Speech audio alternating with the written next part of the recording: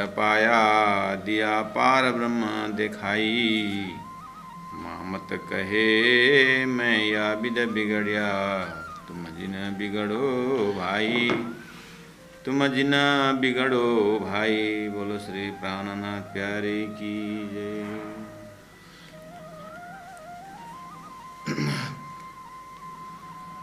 तुम समझ के संगत कीजो रे बाबा, मुझ जैसा दीवाना न कोई। जाय सो लोक लज्जा पावे, सो तुम मोहे बड़ाई, सो तुम मोहे बड़ाई। तुम समझ के संगत कीजो रे बाबा। बोलो श्री प्राणनाथ प्यारे की जय। परमादरणीय सुंदर साथ जी, कीर्तन ग्रंथ प्रकरण 18 और 19। 18 कल हम लोगों ने कंप्लीट किया। अब प्रकरण 19 में जा रहे हैं। दोनों का भाव का बेस एक ही है, दोनों प्रकरण एक ही भाव से आगे बढ़ रहा है। तो आज हमने पाठ किया 19 नंबर चौपाई, 19 प्रकरण। तो यहाँ धनी महामती प्राण जी ओवरऑल संसार के सभी साधकों को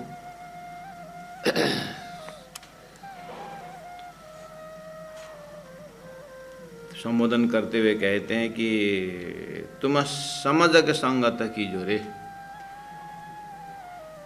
आप लोग थोड़ा होशियारी से, समझदारी से संगत करना, क्योंकि मुझे जैसा दीवाना ना कोई, मेरा जैसा पागल तो कोई है ही नहीं। अच्छा, तो बहुत व्यंग्यात्मक और तत्कालीन सुंदर साथ के लिए तो तत्कालीन जो भी लोग उनके नज़दीक आए, करीब आए, उनके सत्संग में रहे होंगे, तो कुछ ऐसा स्वभाव दिखता है प्राणनाथ जी का व्यक्तित्व कि कुछ भी मजाक भी करते हैं। महाराज आपके साथ हमको भी निकले जैसा लगता है।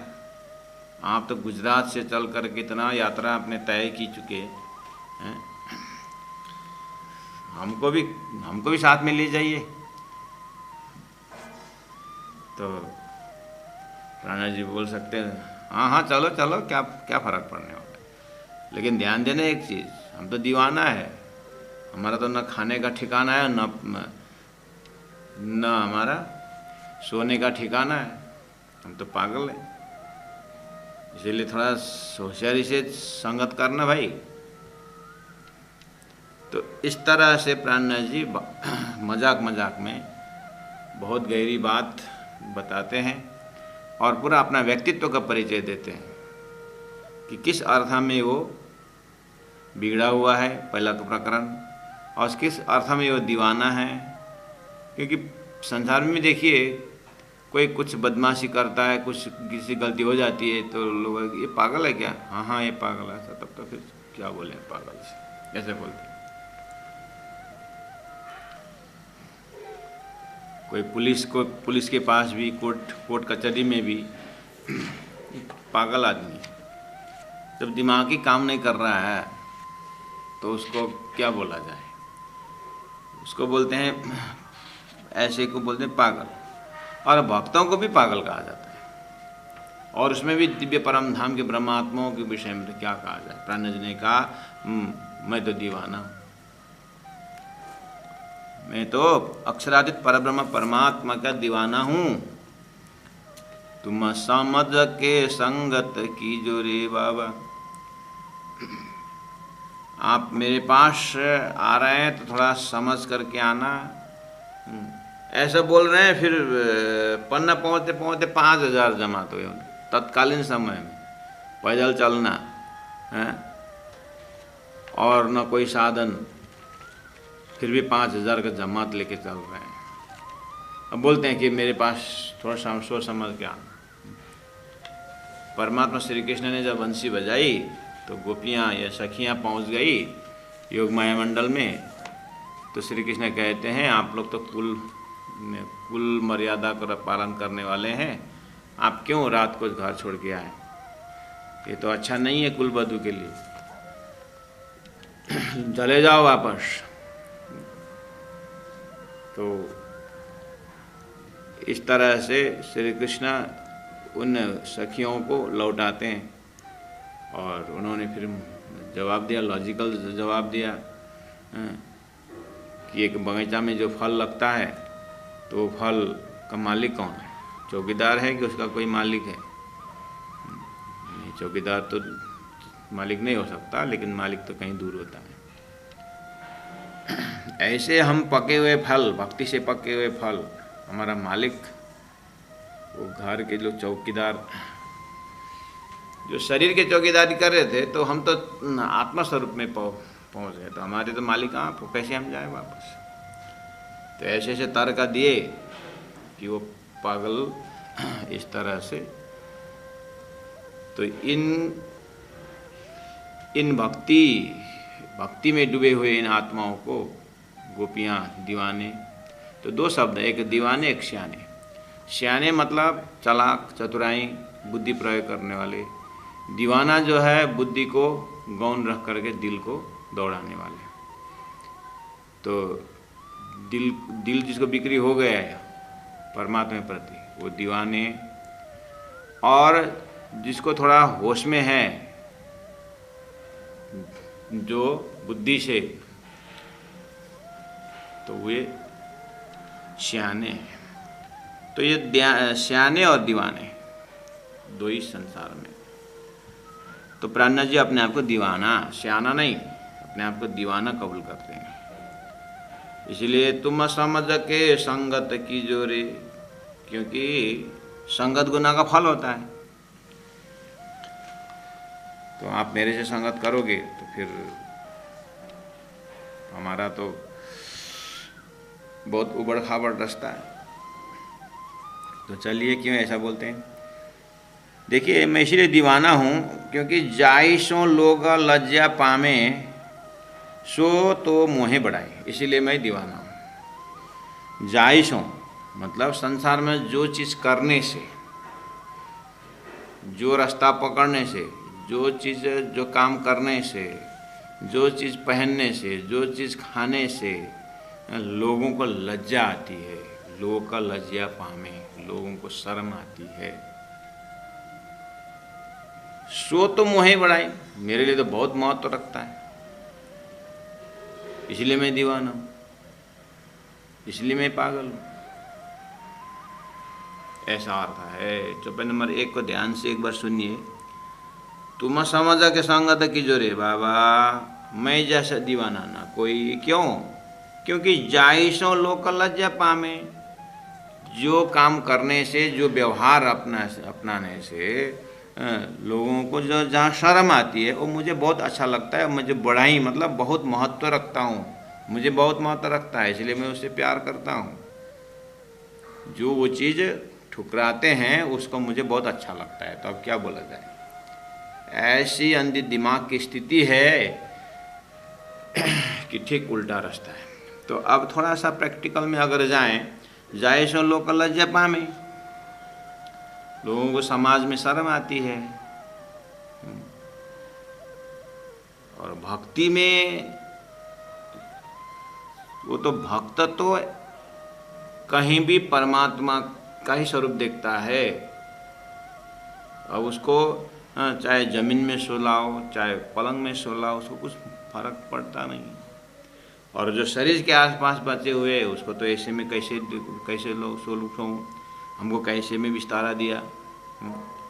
हमारा भी तो एक मर्यादा है।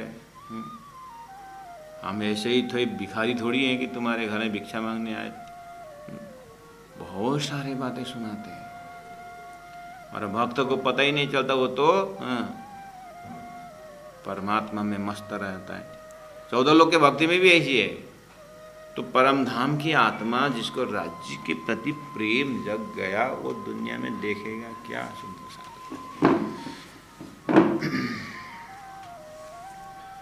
तो प्राणनाथ जी का दिनचर्या से पता बीतक से मालूम पड़ रहा है। जैसे सदगुरु महाराज का भी तो ज्ञान तो यही है। सदगुरु महाराज भी ये बोले ना, जाए सो लोक लज्जा पामे। अपने घर परिवार होते हुए भी गंगा जी भाई के घर में जाके बैठना और उनका कमाया अन्न पानी खाना, it is not everybody cup of T. ये सभी इतना आसान से कर पाएंगे ऐसा नहीं है। कितने सुंदर साथ मंदिर में आके भोजन करना उनको शर्म लगता है, नहीं कोई देखेगा तो क्या बोलेंगे, ये इतना कमाने धमाने वाला ही मंदिर में जाके खाता है, बोलेंगे करके बोलते। होटल में खाने में शर्म नहीं आती। एक प्लेट का 500 रुपये दे करके खाने में शान होता है, और ये जगह में प्राण नजीक फिर शर्म आती है। जाहि सो लोक लज्जा पामे में दोनों तरफ है सुंदर सा जी। ये दीवाने जहाँ पर लोगों को शर्म आती है वहाँ पर इनको शर्म नहीं आती, और जहाँ पर शर्म नहीं आता है वहाँ पर साधु संतों को शर्म आता है। दोनों तरफ साधु संतों को मंदिर में जा कर के भजन करना और भोजन करना और नाम जप करना, साधु संतों को लज्जा नहीं आती है। वहाँ पर दुनिया वालों को लज्जा आती है। अब दुनिया वालों को 3-3 घंटा अंधेरा में बैठ कर फिल्म देखना और पार्टी में जाना, जू बीच में घूमना और वो करना, उनको मज़ा आता है। अब वहाँ पर साधु संतों को शर्म आती है। तो ये दोनों तरफ है। तो जाए सो लोक लज्जा पामे मतलब उनको शर्म आती है, कहने मतलब वो नहीं करते, और हमें जो है शर्म नहीं आती और हम करते, तो ऐसा है। तो जाए सो लोक लज्जा पामे, ठीक है। पहनाव में जो साधु संत पहनते हैं वो बाकी लोग नहीं पहनते, जो बाकी लोग जो पहनते हैं और उसको साधु संतों को शर्म आती है पहनने में, खाने में और घूमने में। 22 वर्ष दोनों तरफ देखना होगा।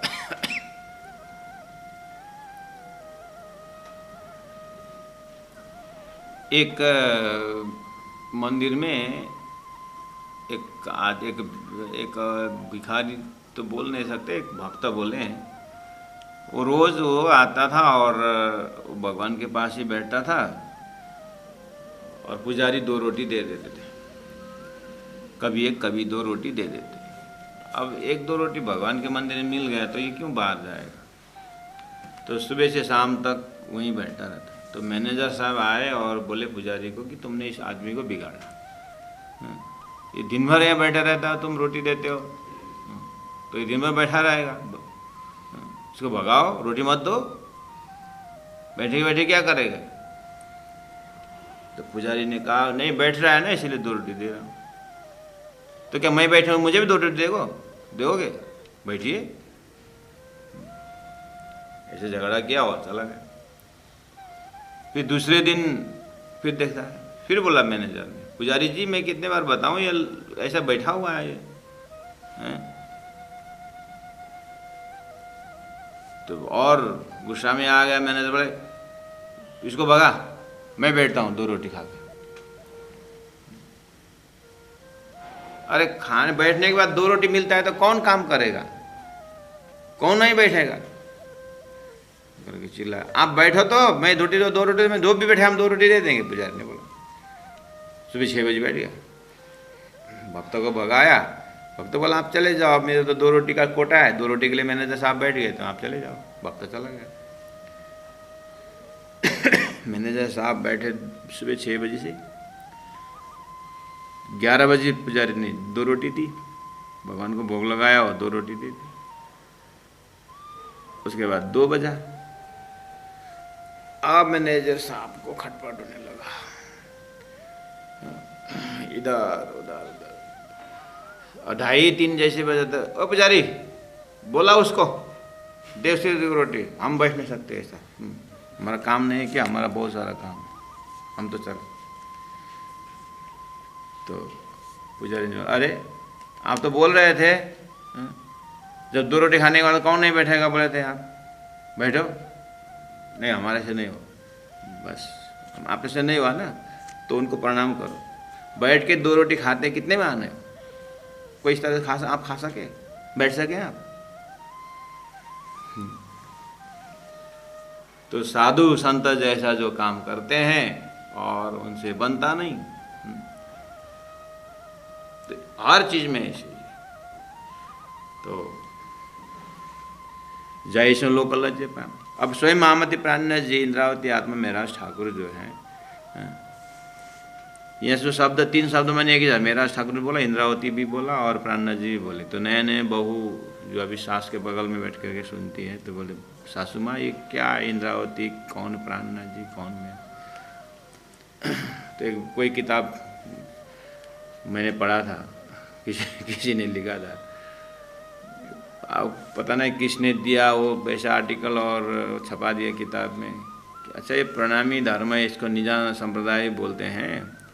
ये ऐसा है कि इंद्रावती करके एक मुस्लिम लड़की थी, उसको एक प्राणनाथ लड़का ने शादी की, और प्राणनाथ नाम का वो हिंदू था और इंद्रावती नाम का वो जो मुसलमान थी।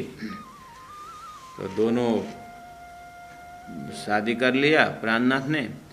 उसके बाद घर में स्वीकार नहीं हुआ तो उनको निकाल दिया मुस्लिम लेडी ला करके। फिर उन्होंने आधा हिंदू आधा मुस्लिम होकर के फिर उन्होंने ग्रंथ लिखा। बहुत बुद्धिमानी थे वो, मेरा जो प्राणनाथ बुद्धिमानी था, और उन्होंने एक किताब लिखी, बस उसी का नाम प्रणामी धर्म है करके पढ़ा था। तो नए नए में ऐसे होता है ना, इंद्रावती आत्मा मेहराज ठाकुर प्राणनाथ बोले तो कौन है। मेहराज एक जब संसार में पैदा वो शरीर जो है उसमें जो नाम रहता है वो मेहराज से पैदा।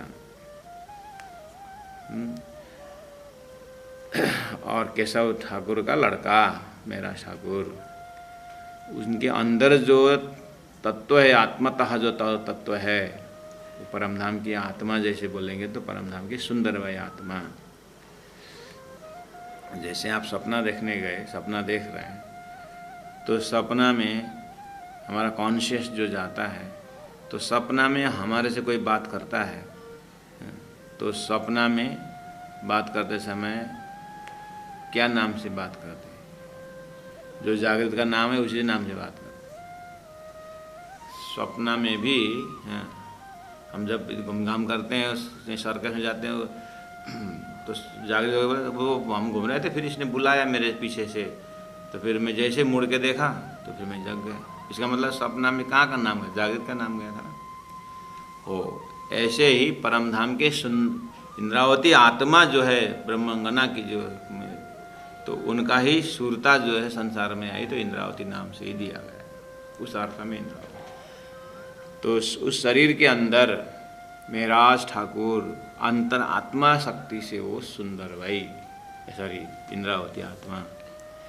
बस अब ये साधना होते होते जब आगे बढ़ते, इंद्रावती आत्मा के अंदर अक्षरातीत परब्रह्म परमात्मा विराजमान हो जाते हैं, तो इनका टाइटल जो है अब सुंदर साथ ने प्राणनाथ स्वरूप, हमारे प्राण के मालिक आत्मा स्वरूप करके प्राणनाथ। तो प्राणनाथ ये वो अवस्था है कि साधना से पूर्ण होकर के परमात्मा स्वरूप हुए, हक्की स्वरूप जो भी इसको बोलते हैं, साक्षात परब्रह्म परमात्मा स्वरूप। तो इस तरह से उनके शिष्य मंडली या सुंदर साथ ने दिया हुआ दर्जा है ये प्राणनाथ, और अंतर आत्मा से सुंदर है इंद्रावती आत्मा। और संसार के जो लौकिक भाषा में मेहराज ठाकुर, जिनका 5 भाई थे, परिवार माता पिता, इस तरह से एक संसार का संबंध की बात होती है। तो महामती प्राणनाथ जी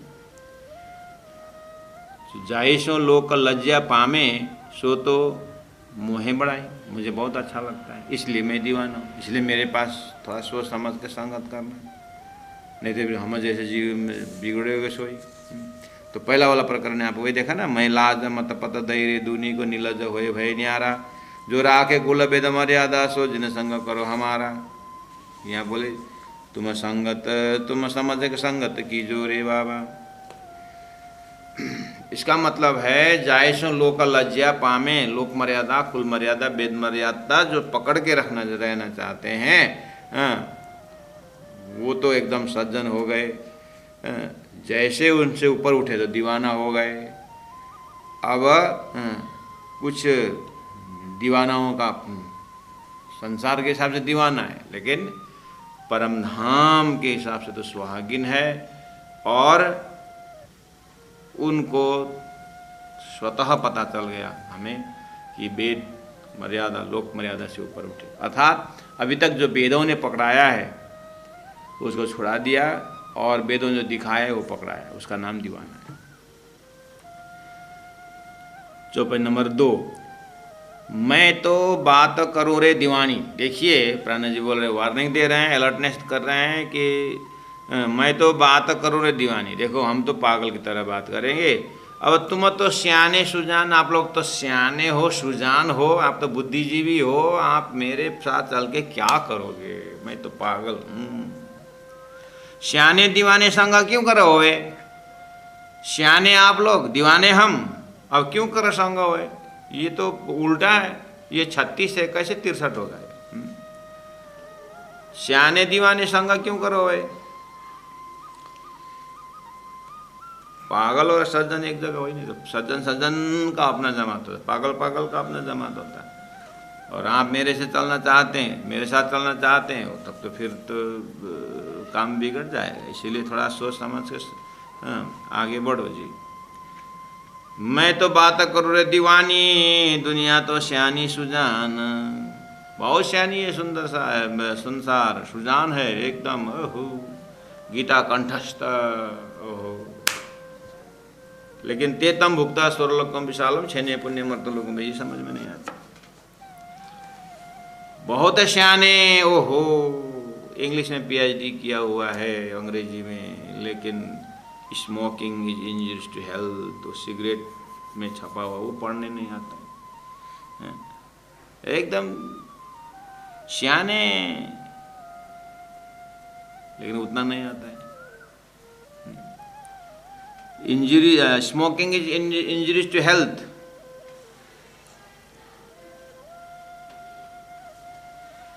वो समझ में नहीं आता। बहुत एकदम 14 लोग पूरी तरह, अर्थात चतुर्वेदी, 4 वेद को जिन्होंने किस कंठस्थ किया वो चतुर्वेदी, और त्रिवेदी, 3 वेद को जिन्होंने कंठस्थ किया, 3 वेद त्रिवेदी। जिन्होंने 2 वेद कंठस्थ किया द्विवेदी, और 4 वेद जिन्होंने कंठस्थ किया उसको तो कोई पता ही नहीं नाम क्या है।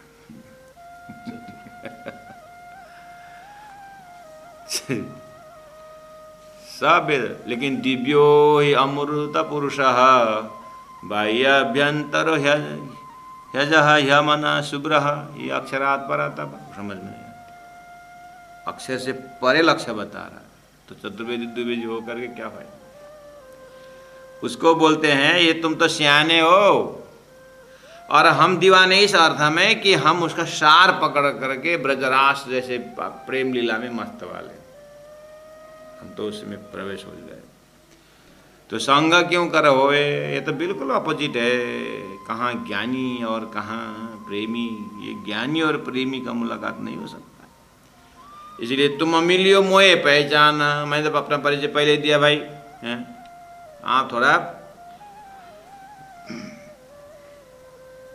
ध्यान दे करके, थोड़ा मुझे पहचान करके ही मिलो भाई। आपको कल भी पता है, बताया था हमने, ये बैग यहाँ रख के जाता हूँ, ठीक है रखिए, आधा घंटा में आता हूँ, ठीक है रखिए।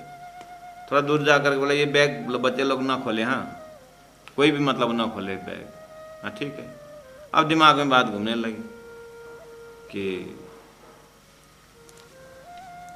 क्या है इसमें कि नहीं खोलने की।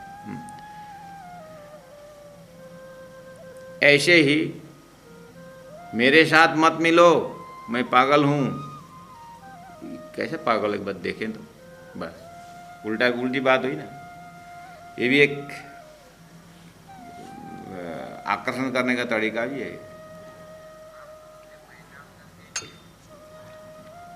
लेकिन ये तरीका में स्वार्थ नहीं है। किस तरह से एक माँ बच्चा को झूठ बोल करके, कुछ नाटक करके, भय दिखा करके, डर दिखा करके खाना खिलाती है। अलग अलग यूनिक स्वभाव दिखाती है माँ। मकसद है बच्चों को भोजन खिलाना। ऐसे राजी महाराज स्वरूप महामती प्राणनाथ जी के दुनिया में अलग अलग यूनिक प्रस्तुति करते ताकि लोग उनकी बात सुने और आत्मा दर्जा से परमात्मा के पास पहुँचे, 14 लोक से वैराग्य हो जाए और बेहद में प्रवेश हो जाए। ये उनकी महाकारण हृदय है। इसीलिए प्रस्तुति में अलग अलग डिजाइनिंग करते हैं। श्याने दीवाने संग क्यों कराए तुम मिलियो मोहे पहचान, इसीलिए मुझे पहचान के संगत करना। मैंने बुलाया नहीं आप लोगों को। दे और ले में फर्क पड़ता है। मंत्र भी दे दिया सो दूध बराबर, मांग लिया सो पानी, खींच लिया सो खून बराबर, ये संतों की बानी।